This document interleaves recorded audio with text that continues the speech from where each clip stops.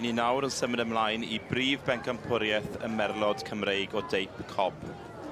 Mae yna gwpan parhaol Chetwyn yn ogystal â medal air Cymdeithas y Merlod a'r Cobiau Cymreig ar gynnig.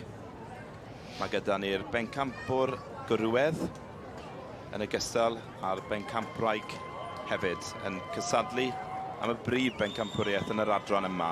Donistic Turpin, eiddo John a Jackie Kirk, sef y march 10 mlwydd oed, yn cael ei arddangos gan Richard Pittman. Ryan Wilson.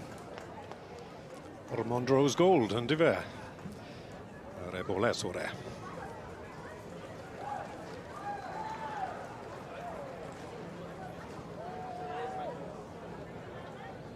Felly mae yna 4 yn cysadlu yn y bencampwriaeth yma. Mae gyda ni wyneb cyfarwydd yn y cylch wrth gwrs. Rhoswen Cara a David Oliver, dyma fe. David allan y wynt, dwi'n meddwl. Mae fe wedi rhedeg digon, yndi we, Rhoswen Cara. Felly Donistic Turpin, sef y pencampwr gwrywedd ar y chwith. Ormond Rose Gold. Rhoswen Cara, sef y bencampwraig benywedd. A Bryn Seion Red Knight, cil bencampwr gwrywedd y Sioe.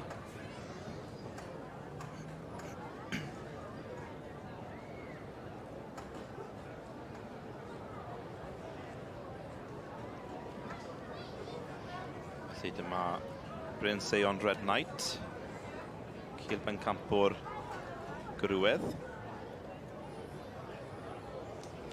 Diddorol am sut mae bobl y beirniad hyn yn troi'r ceffil i'r ochr i'r genedlaetha ac a gweld mewn ffordd, ti'n modd i beth mae fi yn gweld, ond pwrpas yr tric fach hyn yw I gael cymaru'n sydd wedi gerdded lawr y llinell a just gweld popeth ochr I ochr.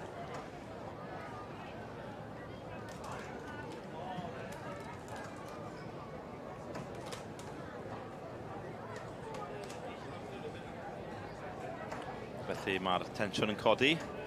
Bydd yna benderfyniad gyda ni yn union. David Thomas yw'r gŵr holl bwysig yn y cylch. Fe yw'r beirniad eleni. Yr adran ec o frydfa telynau yn Llanwnda yng Nghanarfon. Mae yna gymaru, ond dwi'n meddwl bod yna benderfyniad. Mae fe wedi benderfynu. Dwi'n meddwl bod yn aros yn lleol. Mae Donistic Turpin, eiddo John a Jackie Kirk, yn mynd ar bencampwriaeth eleni. Gyda David Oliver yn mynd ar gil bencampwriaeth. Gyda Rhoswen Cara. Maen nhw'n bar, yn diw nhw. Mae patrwn yn y ddwy nhw, so mae Mr Geraint Thomas wedi gwneud tipyn bach o waith da wedyn ni, a benni gyda 2 geffil sydd yn patrwn.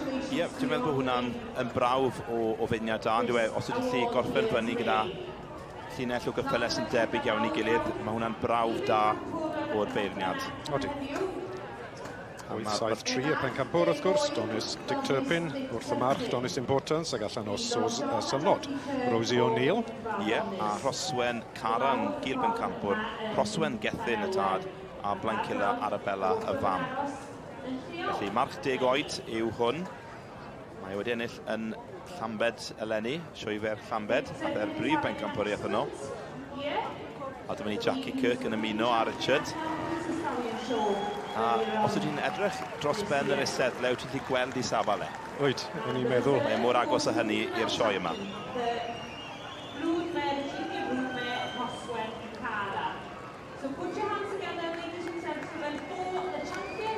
Mae'r Brif Bencampwriaeth yn aros yn lleol.